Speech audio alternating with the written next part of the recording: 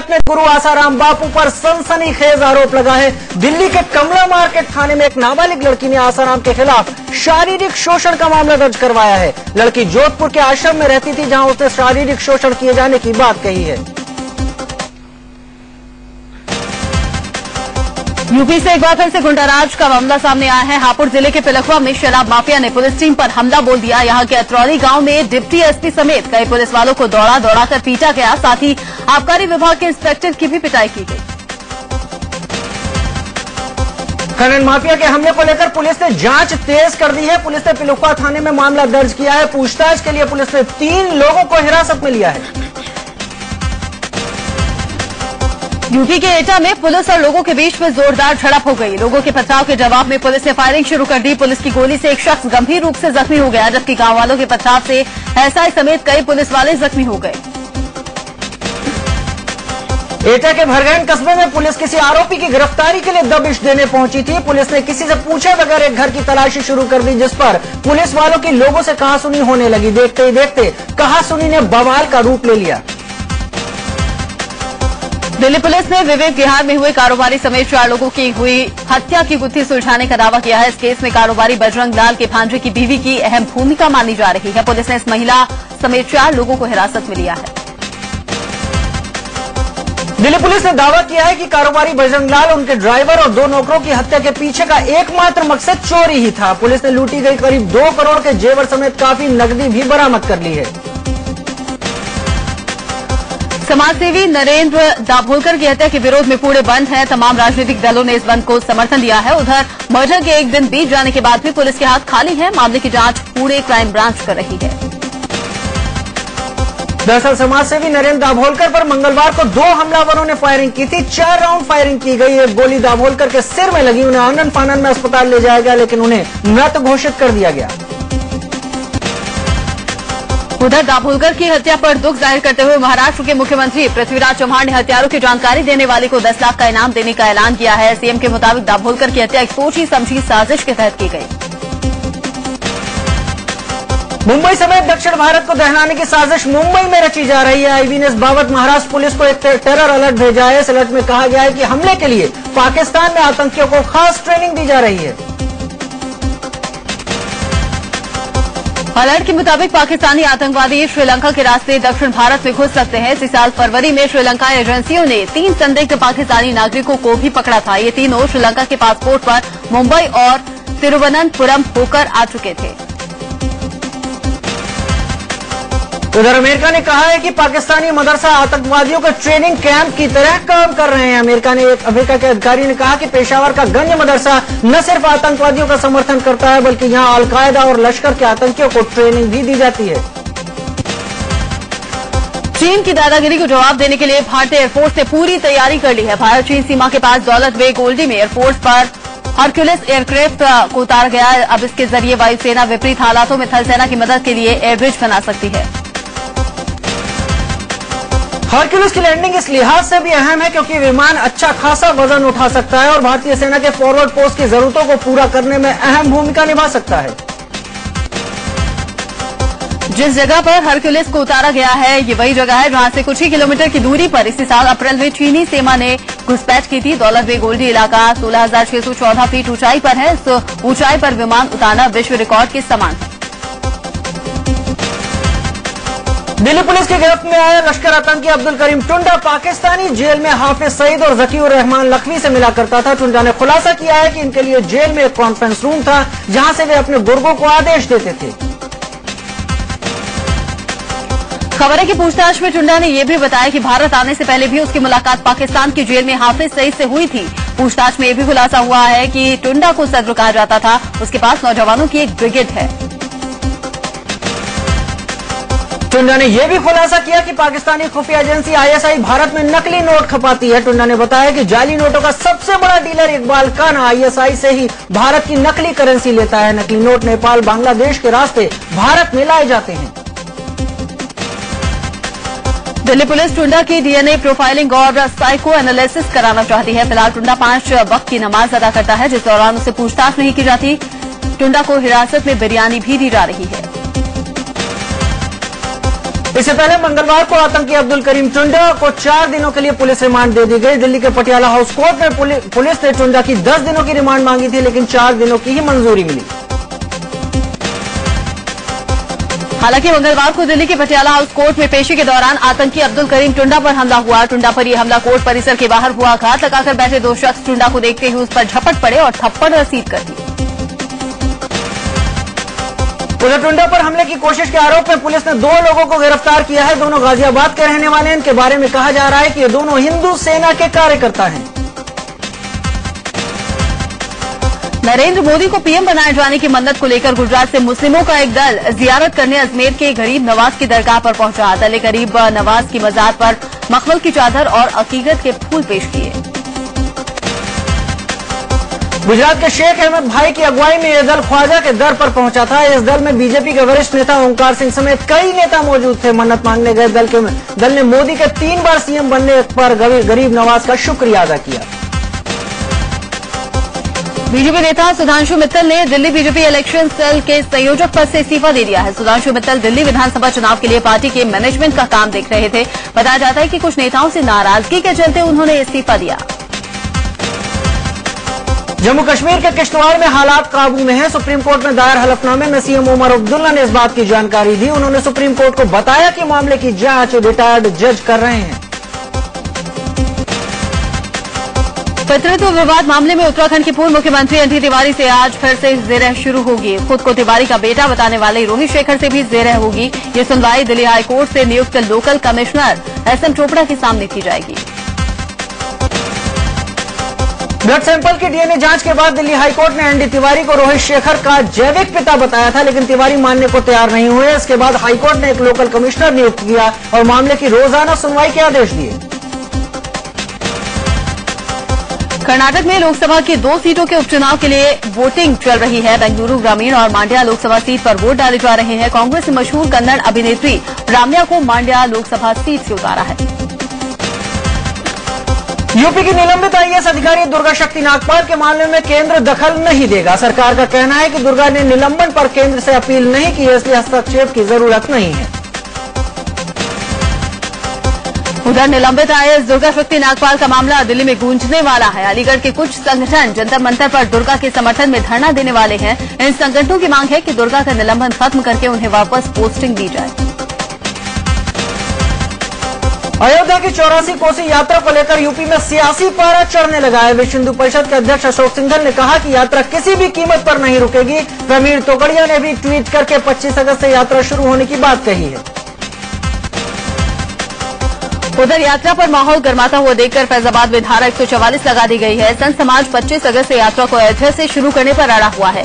BSP नेताओं ने यात्रा के लिए एसपी सुप्रीमो मुलायम सिंह यादव से मुलाकात की थी।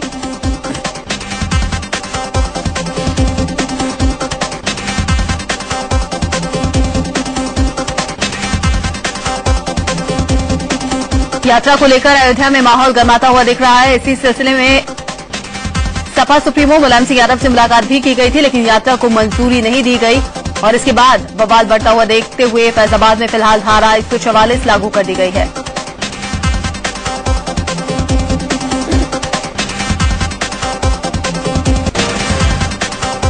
उधर बीएसपी नेताओं की मुलायम सिंह से मुलाकात राज्य के कैबिनेट मंत्री आजम खान को रास नहीं आई है। नाराज आजम खान ने कहा कि इससे अल्पसंख्यकों तक गलत संदेश जा रहा है। यूपी के कैबिनेट मंत्री शिवपाल यादव ने कहा है कि 84 कोसी यात्रा पर पाबंदी लगाने का फैसला सही है। उन्होंने कहा कि सूबे में किसी भी कीमत पर सांप्रदायिकता बर्दाश्त नहीं की जाएगी। उधर शिवपाल ने यह भी कहा कि मुलायम और अशोक सिंघल की मुलाकात से आजम खान नाराज नहीं है। विश्व हिंदू परिषद की 84 कोसी परिक्रमा यात्रा पर कांग्रेस ने सवाल उठाया और पूछा कि चुनाव के वक्त इसकी याद क्यों आई। रिजर्व बैंक की कोशिशों के बाद आज रुपए में कल के मुकाबले थोड़ी मजबूती देखी जा रही है। $1 के मुकाबले रुपया अभी 63 रुपये 15 पैसे पर है। कल रुपया 64 के आंकड़े को पार कर गया था।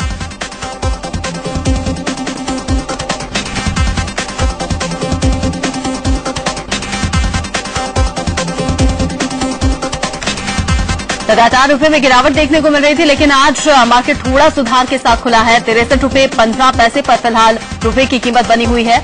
आपको बता दें कि कल सबसे निचले स्तर पर 64 के आंकड़े को पार कर गया था रुपया।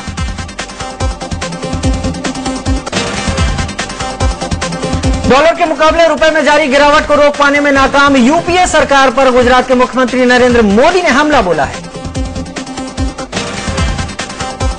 और त्योहारों के आते ही सोने की कीमत ने एक बार फिर से तेजी पकड़ ली है। लखनऊ के सराफा बाजार में कीमत 31,500 तक पहुंच गई है। स्थानीय व्यापारियों का दावा है कि जल्द ही दाम 35,000 रुपए तक पहुंच जाएगा।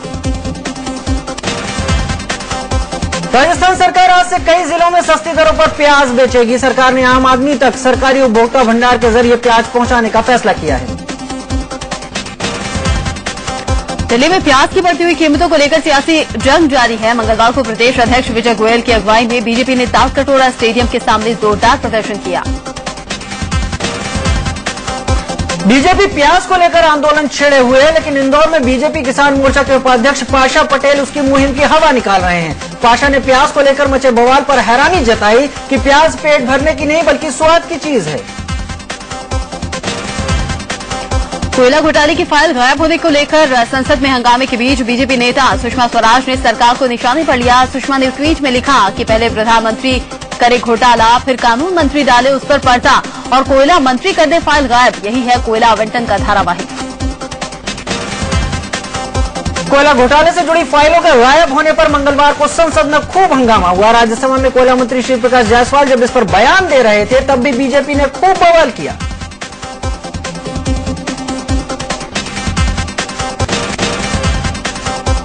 कोयला मंत्री ने बीजेपी पर इशारों ही इशारों में सवाल उठाया था, जिस पर बीजेपी के सांसद भड़क उठे। राज्यसभा में विपक्ष के नेता अरुण जेटली ने कोयला मंत्री पर गलत बयानी करने का आरोप लगाया। दोनों तरफ से काफी देर तक नोकझोंक भी चलती रही। लोकसभा में भी कोयला घोटाले की गायब फाइलों को लेकर मंगलवार को बवाल हुआ। विपक्ष की नेता सुषमा स्वराज ने कहा कि इस पर पीएम को जवाब देना चाहिए। कोयला घोटाले से जुड़ी फाइलों के गायब होने पर पीएम का जवाब मांग रही बीजेपी पर कांग्रेस ने निशाना साधा। कांग्रेस प्रवक्ता रेणुका चौधरी ने कहा कि बीजेपी ना बताए कि हमें क्या करना है।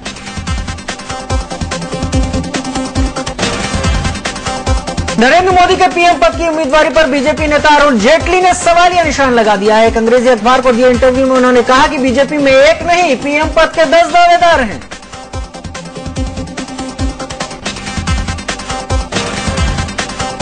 जेटली ने इस इंटरव्यू में यह भी कहा कि नरेंद्र मोदी प्रधानमंत्री पद के लिए भाजपा की सशक्त दावेदार हैं, लेकिन अगर उनके नाम पर सहमति नहीं बनती तो उनका चुनाव करना पार्टी के लिए ठीक नहीं होगा। इंटरव्यू में अरुण जेटली ने यह भी कहा कि कोई 5 लोग कमरे में बैठकर एक नाम को प्रस्तावित कर दें, इस तरह से नेता नहीं बनते हैं।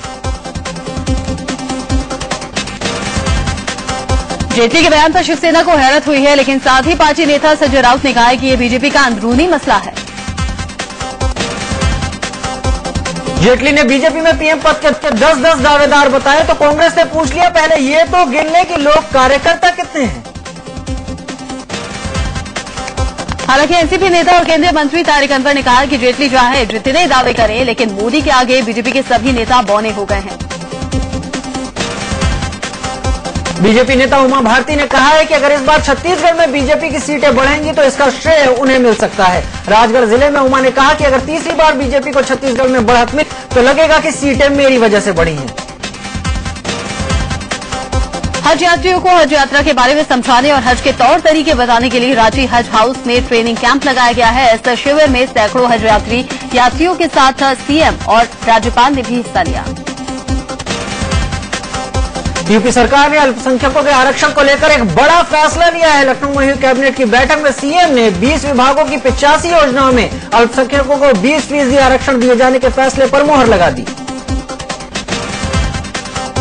समाजवादी पार्टी ने भी 2014 की तैयारियों का बिगुल फूंक दिया है। अखिलेश सरकार की उपलब्धियां जनता तक पहुंचाने के लिए गोरखपुर में साइकिल यात्रा निकाली गई। 3 दिन तक ये यात्रा शहर के अलग अलग इलाकों से गुजरेगी।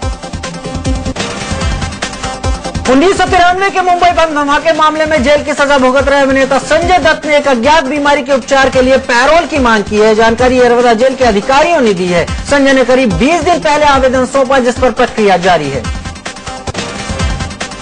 देश के कई हिस्सों में आज भी भाई बहन के प्यार का पर्व रक्षाबंधन धूमधाम से मनाया जा रहा है। हालांकि कई जगहों पर मंगलवार को भी रक्षाबंधन मनाया गया। बीजेपी अध्यक्ष राजनाथ सिंह ने दिल्ली में रक्षाबंधन मनाया। इस मौके पर कई बच्चियों ने उन्हें राखी बांधी। राजनाथ सिंह ने सभी को रक्षाबंधन की शुभकामनाएं दी। रक्षाबंधन के मौके पर प्रधानमंत्री मनमोहन सिंह ने कहा कि रक्षाबंधन का त्योहार प्रेम और स्नेह के बंधन को मजबूत करने का मौका है। उन्होंने कहा कि इस मौके पर हम महिलाओं की सुरक्षा सुनिश्चित करना तय करें।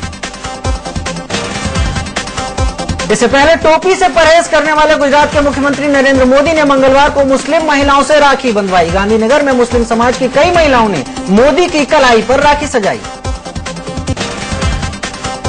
कानपुर में रक्षाबंधन के मौके पर दुकानदारों ने ग्राहकों को लुभाने के लिए सामान के साथ प्याज का ऑफर रखा है। यहाँ गदा खरीदने पर 1 किलो प्याज मुफ्त दिए जा रही है। साथ ही तकिए पर प्याज का ऑफर है। उज्जैन के महाकाल मंदिर में भी रक्षाबंधन मनाई गई। यहां भस्म आरती के बाद जब महाकाल को चांदी की राखी बांधी गई। इस मौके पर 1.25 लाख लड्डुओं का भोग लगाया गया।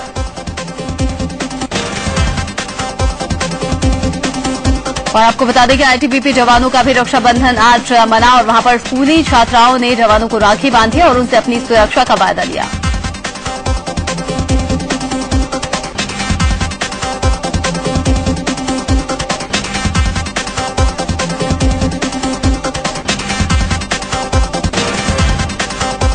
और उधर जम्मू बॉर्डर पर भी जवानों को बच्चियों ने आकर लड़कियों ने आकर राखी बांधी। उन्होंने जवानों को जो सीमा पर सुरक्षा कर रहे हैं उनसे वचन लिया कि वो देश की रक्षा करेंगे और वो उनकी भी रक्षा में आगे बढ़ेंगे।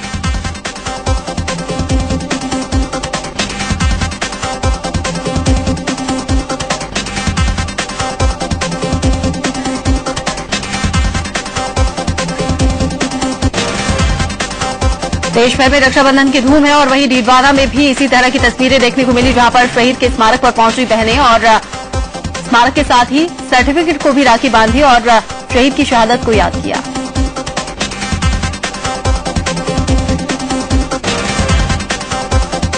और फरीदाबाद में भी एनसीआर के फरीदाबाद में भी बच्चियों ने फरीदाबाद पुलिस के जवानों को जाकर राखी बांधी। फरीदाबाद पुलिस के जवान क्योंकि एनसीआर एरिया में आते हैं इसलिए उन्होंने एनसीआर और आसपास की सुरक्षा का उनसे वचन भी लिया।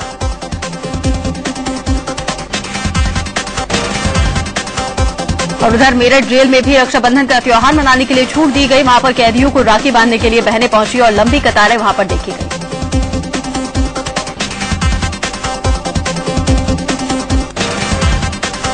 और उधर मध्य प्रदेश के इंदौर में मंगलवार को 2 गुटों में झड़प हुई थी। उसके बाद से पुलिस ने वहां पर सुरक्षा व्यवस्था चाक चौबंद कर दी। फिलहाल हालात काबू में हैं।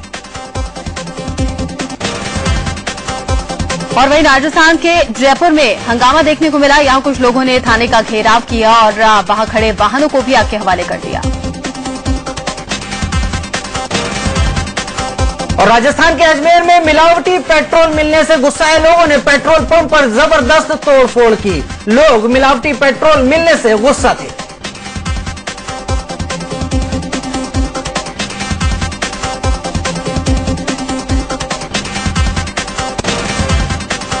झारखंड के जमशेदपुर के बागबेड़ा में दीवार गिरने से 2 लोगों की मौत हो गई, जबकि 4 लोग गंभीर रूप से जख्मी हो गए। बताया जा रहा है कि बाढ़ का पानी गांव में घुसा था, जिस वजह से दीवार कमजोर हो गई थी। कोटा में एक फेसबुक फ्रेंड ने अपनी दोस्त के साथ गैंगरेप की करतूत को अंजाम दिया है। पुलिस ने गैंगरेप के दोनों आरोपियों को गिरफ्तार कर लिया है। आरोपियों में से एक सॉफ्टवेयर इंजीनियर है जबकि दूसरा इंजीनियरिंग का छात्र है। बिहार के मुजफ्फरपुर में मानव तस्करी का मामला सामने आया है। यहां पर जीआरपी ने दरभंगा से मुंबई जा रही पवन एक्सप्रेस ट्रेन से 8 नाबालिग बच्चियों को उनके साथ 2 संदिग्धों को भी हिरासत में लिया है। संदिग्धों से पूछताछ जारी है। मुंबई के मलाड में देर रात लावारिस लाश मिलने से सनसनी फैल गई। डेड बॉडी की पहचान के लिए पुलिस पोस्टमार्टम रिपोर्ट का इंतजार कर रही है। दिल्ली से सटे गुड़गांव में इन दिनों एक हाई प्रोफाइल चोर का आतंक मचा हुआ है। लग्जरी कारों में घूमने वाला ये चोर मिठाई का डिब्बा और शादी का कार्ड बांटने के बहाने घरों में घुसता है और पलक झपकते ही माल पर हाथ साफ कर देता है। झारखंड के रामगढ़ में एक जंगली हाथी ने बुजुर्ग को कुचलकर मार डाला। गोला थाना के हेसल गांव में यह हाथी रिहायशी इलाके में घुस आया था। बुजुर्ग का शव उठाने गए वन विभाग के कर्मचारियों को गांव वालों के विरोध का सामना करना पड़ा। असम के काजीरंगा पार्क में गैंडों के शिकार का सनसनीखेज मामला सामने आया है। यहां शिकारियों ने 2 गैंडों की गोली मारकर हत्या कर दी। शिकारी एक गैंडे का सींग लेकर फरार हो गए। खगड़िया रेल हादसे के बावजूद रेलवे प्रशासन की नींद नहीं टूट रही है। दिल्ली से कुछ ही दूरी पर दादरी रेलवे स्टेशन पर लोग खुलेआम रेलवे पटरियों को पार करते हैं, फिर भी रेल प्रशासन जरूरी कदम नहीं उठा रहा।